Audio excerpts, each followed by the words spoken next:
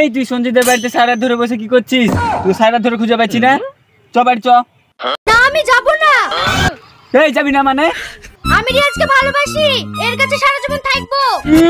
যাকে তুই ভালোবাসিস, যার নাক ডাকার লেগে পাড়ার লোকের ঘুম আসে না, তার বাড়িতে তুই থাকবি কি করে রে? অলি তোমাকে চিন্তা করতে হবে না, আজকের পর থেকে নাক ডাকবে না। তার মানে? তাহলে শোনো, আমি তোমাকে খুব ভালোবাসি, চলো আজকে আমরা দুজন বিয়ে করব। কি করবো বললে হবে? বাড়িতে তোমার বউ আছে, ও যেদিন থাকবে আমি তোমাকে বিয়ে করতে পারবো না। তাহলে তুমি আমাকে বিয়ে করবা না? হ্যাঁ বিয়ে করবো, আগে তোমার ওই বউকে বাদ দাও তারপর। তুমি বাদ দিতে তো বলছো, বাদ দিতে গেলে 10 লাখ টাকা লাগবে। ওদের বড় গোষ্ঠী, 10 লাখ টাকা না দিতে পারলে টেনে মেরে ফেলবে। তোমার যদি অতই ভয় তাহলে আমাকে বিয়ে করতে হবে না, অকেলেই থাকো গা। এই থামো থামো থামো, এবার মাথায় একটা বুদ্ধি এসছে। ওকে এবার আমি নাক ডেকে তাড়াবো।